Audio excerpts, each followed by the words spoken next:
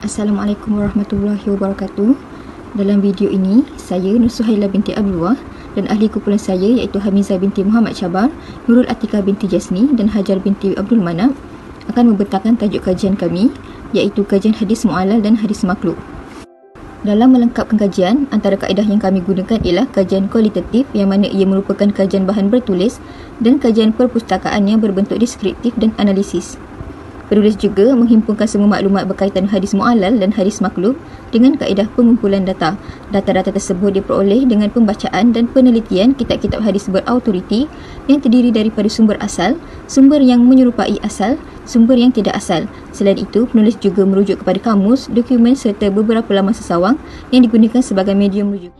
Hadis merupakan sumber kedua selepas Al-Quran yang merupakan dalil dan hujah yang disepakati oleh umat Islam. Berpegang dengan hadis sahih merupakan kemestian bagi mengelakkan daripada terpedaya dengan hadis palsu. Hadis ialah segala apa yang dinisbahkan kepada baginda Nabi SAW dari segi perkataan, perbuatan, takrir atau sifat, sama ada fizikal atau akhlak atau sirah, sama ada sebelum atau selepas menjadi rasul. Dewasa ini penggunaan hadis semakin diambil mudah dan ringan sehingga ramai di kalangan umat Islam sendiri menggunakan hadis palsu untuk kehidupan harian mereka. Sebab itulah ilmu hadis ini perlu dipelajari sehingga benar-benar faham isi kandungannya. Kajian di dalam makalah ini berkaitan dengan salah satu antara hadis dhaif dan maudhu, iaitu hadis mu'allal dan maklub. Persoalannya, apakah yang dimaksudkan dengan hadis mu'allal dan maklub itu? Apakah faktor yang menyebabkan hadis tersebut menjadi hadis mu'allal dan maklub? Dan apakah kesan kepada masyarakat yang mengamalkan hadis ini? Untuk menjawab semua persoalan ini, perbincangan di dalam makalah ini terbahagi kepada dua bahagian. Yang pertama akan dibincangkan tentang hadis mu'allal dan bahagiannya. Yang kedua akan membincangkan tentang hadis maklub dan bahagiannya. Kajian ini merupakan kajian ke perpustakaan yang dilakukan dengan menganalisis pelbagai pandangan pakar dalam bidang hadis. Kesemua pandangan ini ditinjau berdasarkan artikel dan karya-karya yang sedia ada. Hasil dapatan daripada kajian kami, hadis mu'allal dan hadis maklub ini dikategorikan sebagai hadis mardud dengan sebab kecaman kepada perawi. Kecaman kepada perawi yang dimaksudkan adalah dengan mentajrihkannya dengan kata-kata dan mempertikaikannya dari sudut keadilan dan agamanya serta dari sudut ketepatan hafalan dan kepekaannya. Sebab-sebab kecaman kepada perawi terbahagi kepada dua. Yang pertama dengan keadilan dan yang kedua dengan ketepatan. Sebab kecaman kepada perawi dengan keadilan terbahagi kepada 5. Yang pertama berdusta, yang kedua dituduh berdusta, yang ketiga fasik, yang keempat bid'ah, yang kelima tidak diketahui iaitu jahalah. Seterusnya sebab kecaman kepada perawi dengan ketepatan. Yang pertama kesilapan yang buruk, yang kedua hafalan yang buruk, yang ketiga kelalaian, yang keempat kekeliruan yang banyak dan yang kelima percanggahan dengan perawi yang sikoh. Definisi. Hadis mu'allal adalah hadis yang terdapat padanya kecacatan yang tersembunyi sama ada pada sanad atau matan, tetapi zahirnya dilihat selamat daripada kecacatan tersebut. Ini kerana kecacatan yang terdapat pada hadis tersebut bersifat tersembunyi atau sukar ditentukan bahawa ia adalah kecacatan, melainkan ahli dalam bidang tersebut sahaja yang mengetahuinya. Selain itu juga, hadis mu'allal ni dikenali juga dengan nama yang lain iaitu hadis ma'lul atau mu'all. Huraian definisi. Kecacatan yang terdapat di dalam sesebuah hadis sama ada pada sanad atau matannya hanya diketahui setelah para ahli hadis menghimpunkan dan meneliti setiap jalur-jalur yang terdapat pada hadis tersebut. Antara kecacatan yang biasa dijumpai adalah tafarrud ar-rawi. Maksudnya, perawi menyendiri dalam meriwayat hadis, atau berlakunya percanggahan dengan perawi, atau riwayat lebih kuat daripadanya sama ada dari sudut keadaan perawi atau bilangan perawi dalam sesebuah riwayat. Okey, setelah mereka berpuas hati dengan penelitian yang dilakukan tu, mereka akan membetulkan kembali hukum hadis daripada bersambung kepada terputus apabila mereka yakin dengan perkara tersebut, atau mereka akan tawakuf dalam perkara yang mereka tak yakin. Antara pembetulan yang biasa dilakukan adalah seperti membetulkan hukum hadis daripada mausul kepada mursal, atau daripada marfu' kepada mauquf, atau mereka tawakuf. Bahagian hadis sanad dan matan. Terdapat 3 jenis-jenis ilal. Yang pertama, pada sanad sahaja, dan ini merupakan paling banyak. Contohnya, okey, kita lihat contoh ke sanad kat sini. Daripada Ya'la bin Ubaid, daripada Sufyan At-Tawri, daripada Ammar bin Dinar, daripada Ibnu Umar radhiyallahu anhu, bahawasanya Nabi SAW bersabda, penjual dan pembeli boleh memilih selama bulan berpisah. Okey, kita lihat pada sanad. Sanad hadis ni bersambung kerana perawi-perawinya bersifat adil dan matanya juga sahih. Kecacatan yang terdapat pada sanad hadis ni adalah pada perawi yang bernama Ammar bin Dinar, kerana yang sepatutnya adalah Abdullah bin Dinar. daripada Ibnu Umar radhiyallahu anhu, sebagaimana yang diriwayatkan oleh para imam daripada ashab Sufyan Ats-Tsauri. Jadi kesalahan ini telah dilakukan oleh Ya'la bin Ubaid apabila beliau telah tertukar daripada Abdullah bin Dinar kepada Ammar bin Dinar. Tambahan pula kedua perawi ni, Abdullah dan Ammar ni adalah siqah. Yang kedua, pada matan sahaja, dan ini adalah paling sedikit. Contohnya adalah hadis Anas di dalam Sahih Muslim berkaitan penafian basmalah atau membaca basmalah secara perlahan dalam surah Al-Fatihah ketika solat. Illah atau kecacatan pada matan mempunyai beberapa jenis. Antaranya, matan hadis bertentangan dengan Al-Quran, matan hadis bertentangan dengan hadis yang sahih dan diamalkan, dan matan hadis yang bertentangan dengan sejarah yang sahih dan sabit. Yang ketiga, pada sanad dan matan. Antaranya contoh adalah sebagaimana yang disebut oleh Abi Hatim. Abu Hatim telah ditanya akan sebuah hadis yang diriwayatkan oleh Baqiyah daripada Yunus, daripada Az-Zuhri, daripada Salim, daripada Ibnu Umar, bahawa Nabi SAW bersabda, "Man adraka rak'atan min salatil jumu'ah aw ghairaha faqad adraka as-salah." Maksudnya, barang siapa yang mendapat satu rakaat daripada solat Jumaat atau selainnya, maka dia telah mendapat solat tersebut. Daripada riwayat Ibnu Majah. Ini merupakan kesalahan yang berlaku pada sanad dan matan. Sepatutnya sanadnya adalah daripada Az-Zuhri, daripada Abi Salamah, daripada Abu Hurairah, bahawa Nabi SAW bersabda, "Man adraka min salatil rak'ah faqad adraka." Maksudnya, barang siapa yang mendapat satu rakaat daripada solat, maka dia telah mendapatkannya. Adapun perkataan min salatul Jumaah di dalam matan merupakan waham, iaitu kesalahan daripada perawi. Seterusnya, faktor hadis mu'allal.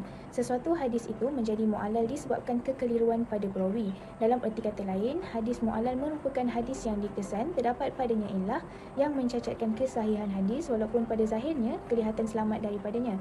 Ulama menyimpulkan bahawa illah ialah sebab yang sukar dan tersembunyi yang mencacatkan kesahihan hadis. Selain itu, illah dapat dikesan dengan perpandukan kepada keseorangan perawi dalam riwayat, percanggahan dengan perawi lain dan tanda-tanda lain di samping dua perkara di atas. Perkara-perkara ini mengingatkan orang yang mengetahui ilmu ini tentang kekeliruan yang berlaku kepada perawi hadis, sama ada terdedah kemursalan dalam hadis yang diriwayatkan secara mausul atau mauqufnya, hadis yang diriwayatkan secara marfu', atau sebuah hadis dimasukkan ke dalam satu hadis lain, atau kekeliruan lain yang membuatkannya hampir yakin lalu menghukumnya sebagai tidak sahih. Jalan untuk mengetahui sesebuah hadis itu mu'allal adalah dengan menghimpunkan semua jalan sanad hadis dan mengkaji perbezaan perawi dan membandingkan siapakah yang paling tepat dan kemas antara mereka. Kemudian memberi keputusan kepada riwayat yang terdapat illah. Perkara ini boleh dilakukan dengan memeriksa hadis itu daripada sumber asalnya yang diriwayatkan lengkap dengan sanad seperti Sunan Sitah, Musnad Ahmad, Kitab Tafsir Al-Tabari dan sebagainya. Walaupun kitab-kitab pada zahirnya bukan kitab hadis, tetapi yang penting ialah hadis yang dikemukakan itu lengkap dengan sanad. Setiap perawi dikaji dari sudut ketepatan, ingatan dan ketekunan mereka. Kemudian perbandingan dibuat bagi melihat kesepakatan dan perbezaan antara perawi pada sanad dan matan. Di samping itu, Imam Al-Baiquni berkata bahawa hadis mu'allal merupakan hadis yang mempunyai illah, iaitu kecacatan atau tersembunyi. Berdasarkan kata-kata Imam Al-Baiquni di atas, hadis mu'allal adalah hadis yang secara zahirnya dilihat selamat daripada sebarang kecacatan. Tetapi apabila dilihat kembali dengan lebih teliti, akan terlihat kecacatan tersebut, dan ini hanya diketahui oleh ahli hadis sahaja. Antara kalangan kitab hadis mu'allal yang terkenal adalah yang pertama, Kitab Al-Ilal karya Ibnu Al-Malini, yang kedua, Kitab Ilal Al-Hadith karya Ibnu Abi Hatim, yang ketiga, Kitab Al-Ilal wa Ma'rifat Ar-Rijal karya Ahmad bin Hanbal, kitab yang keempat adalah Kitab Al-Ilal Al-Kabir dan Kitab Al-Ilal As-Saghir karya Imam Tirmidzi, dan kitab yang kelima adalah Kitab Al-Ilal Al-Waridah fi Al-Ahadith An-Nabawiyah. Kitab yang kelima ini adalah kitab dari karya daripada Ad-Darqutni yang merupakan kitab yang paling lengkap dan luas pembahasannya. Definisi hadis maklub dari segi bahasa ialah kata maklub adalah isim maf'ul dari kata qalb yang bererti membalikkan sesuatu dari bentuk yang semestinya. Dari segi istilah, hadis yang terbalik lafaznya pada matan, nama seseorang atau nasabnya dalam sanad. Dengan demikian, perawi mendahulukan apa yang seharusnya diakhirkan dan mengakhirkan apa yang sebenarnya didahulukan. Hadis maklub terbahagi kepada dua bahagian utama, iaitu maklub al-sanad dan maklub al-matan. Yang pertama, maklub al-sanad, penukaran yang berlaku pada sanad mempunyai dua bentuk. Yang pertama, perawi mendahulukan atau mengakhirkan nama salah seorang perawi dan nama ayahnya seperti hadis yang diriwayatkan oleh Ka'ab bin Murrah lalu meriwayatkan dengan Murrah bin Ka'ab. Nombor 2, perawi menukar seseorang dengan seorang yang lain dengan tujuan untuk menjadikannya gharib, seperti hadis yang terkenal daripada Salim lalu dijadikan daripada Nafi'. Antara perawi yang sering melakukan perkara ini ialah Hammad bin Amr al-Nasibi. Contohnya ialah hadis yang diriwayatkan oleh Hammad bin Amr al-Nasibi daripada Al-A'mash daripada Abu Saleh daripada Abu Hurairah secara marfu'. Iza lakitum al-musyrikin fi tariqi fala tabdu'uhum bisalam. Maksudnya, apabila kamu bertemu dengan orang musyrik di jalanan, maka jangan dahulukan mereka dengan ucapan salam. Hadis ini maklub kerana Hammad telah menukarkannya dengan menjadikannya daripada Al-A'mash. Sebenarnya hadis ini ma'ruf daripada Suhail bin Abu Saleh daripada bapanya daripada Abu Hurairah. Beginilah yang ditakhrijkan oleh Muslim dalam sahihnya. Bentuk penukaran ini menyebabkan perawinya dikenali sebagai pencuri hadis. Haddatsana Qutaibah bin Sa'id haddatsana Abdul Aziz yakni Darawardi an Suhail an abihi an Abi Hurairah anna Rasulullah sallallahu alaihi wasallam qala la tabda'u yahuda wala nasara bisalam. Maksudnya di sini Qutaibah bin Sa'id menceritakan kepada kami, katanya Abdul Aziz, yakni Al-Darawardi menceritakan kepada kami daripada Suhail daripada ayahnya daripada Abu Hurairah bahawa Rasulullah sallallahu alaihi wasallam bersabda, janganlah kamu mulakan salam kepada Yahudi dan Kristian. Yang kedua, maklub al-matan. Penukaran yang berlaku pada matan mempunyai dua bentuk. Yang pertama, perawi mendahulukan atau mengakhirkan sebahagian matan hadis. Contohnya ialah hadis Abu Hurairah dalam Sahih Muslim tentang 7 golongan yang mendapat tuduhan Allah pada hari tiada tuduhan selain tuduhannya.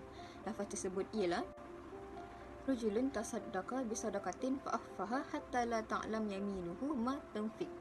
Maksudnya, dan seorang lelaki bersedekah dengan menyembunyikannya sehingga tangan kanannya tidak mengetahui apa yang dibelanjakan oleh tangan kirinya. Riwayat Muslim.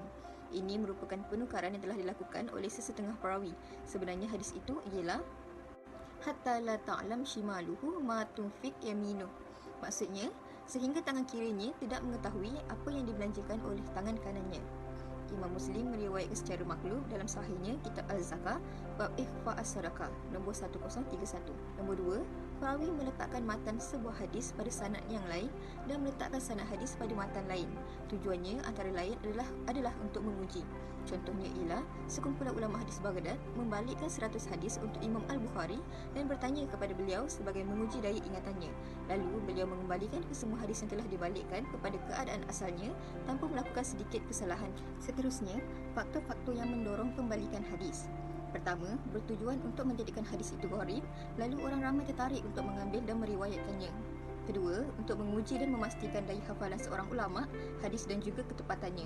Dan yang terakhir, kerana berlaku kesilapan yang tidak disengajakan. So, kepada hukum membalikkan hadis. Hadis maklub termasuk di dalam jenis-jenis hadis yang dhaif dan kadang-kadang ia boleh menjadi palsu. Tambahan pula, terdapat 3 hal keadaan dalam meletakkan hukum pada hadis maklub. Pertama, jika pembalikan atau penukaran pada sanad atau matan hadis dilakukan bertujuan untuk menjadikannya gharib atau tidak diketahui, maka hukum perbuatan ini adalah tidak dibenarkan kerana ia merupakan perbuatan perawi yang gemar memalsukan hadis. Kedua, jika ia dilakukan bertujuan untuk menguji hafalan dan ingatan seorang ulama hadis, maka hal ini dibenarkan jika ia memenuhi syarat-syarat yang ditetapkan. Antaranya adalah perlu menjelaskan kembali matan dan sanad hadis yang betul sebelum meninggalkan majlis tersebut. Dan yang ketiga, jika berlaku secara tersilap atau lupa, maka pelakunya dimaafkan, tetapi apabila seringkali berlaku, maka itu akan mencacatkan ketepatannya dan menjadikannya perawi yang dhaif. Di sini disertakan karangan yang terkenal iaitu Rafi' al-Irtiyab fi al-Maklub min al-Asma' wal al-Alqab, karangan Al-Khatib al-Baghdadi. Kitab ini khusus tentang hadis maklub sahaja. Kesan kepada masyarakat yang mengamalkan hadis palsu ini boleh merosakkan akidah Islam yang murni dan menjatuhkan nilai kewibawaan agama Islam. Yang seterusnya menjadikan hadis ini bercanggah dengan realiti logik dan kewarasan akal sebagai pencetus bercambahnya aliran dan pemikiran sesat dan terpesong dari landasan agama Islam yang sebenar. Seterusnya, kehidupan boleh menjadi penyebab kepada kemunduran dan kesusahan terhadap urusan umat Islam. Dan yang terakhir, kesan kepada masyarakat yang mengamalkan hadis palsu ini akan menjatuhkan imej tokoh-tokoh agama serta pemimpin-pemimpin umat Islam dan memalingkan masyarakat daripada kepelbagaian sumber sunnah-sunnah baginda Rasulullah sallallahu alaihi wasallam yang sahih. Antara pengajaran yang dapat diperolehi daripada perbincangan di atas ialah yang pertama, hadis termasuk dalam sumber asas kepada syariat Islam. Oleh itu, setiap Muslim mestilah memahami kedudukan dan kepentingan hadis dalam Islam agar kesucian sesebuah hadis dapat dikekalkan. Yang kedua, mengkaji sumber sesebuah hadis terlebih dahulu sebelum menyebarkan kepada masyarakat untuk dijadikan panduan. Hal ini amat membimbangkan jika masyarakat hanya mengamalkan hadis tersebut tanpa mengkaji asal-usul hadis terlebih dahulu kerana dikhawatiri berlaku penyelewengan. Yang ketiga, memahami isi kandungan sesebuah hadis amatlah penting bagi setiap Muslim kerana ia merupakan sumber hukum syariat Islam. Tersilap memahami hadis akan menatijahkan hukum yang salah. Oleh itu, mempelajari matan atau kandungan hadis amat penting agar seseorang Muslim itu tidak tersesat. Kesimpulannya, agama Islam adalah agama yang datang daripada Allah. Oleh itu, ia dipanggil sebagai agama samawi atau bersifat rabbani, iaitu bersumberkan wahyu dari langit yang diturunkan oleh malaikat Jibril. Ia bukanlah agama ciptaan akal manusia yang cetek. Justru itu, syariat Allah iaitu Al-Quran dan As-Sunnah perlu dijaga dan dipelihara kesuciannya dari tercemar. Malaysia antara negara Islam yang terkesan menerusi penyebaran hadis-hadis dhaif dalam kehidupan seharian. Lebih buruk lagi, perkara tersebut tersebar luas seiring perkembangan teknologi terkini. Perkara ini perlu diambil cakna kerana hadis dhaif adalah satu ancaman terhadap agama yang mencemarkan imej Islam yang murni dan hukum. Hal ini kerana dengan adanya hadis dhaif akan ada sesetengah golongan yang menumpukan amalan kepada hadis-hadis dhaif sahaja dan meninggalkan sunnah yang sebenar. Oleh yang demikian, pembenungan hadis-hadis dhaif adalah tanggungjawab agama yang mesti dipikul oleh setiap Islam, lebih-lebih lagi sarjana dan para ilmuwan yang berautoriti.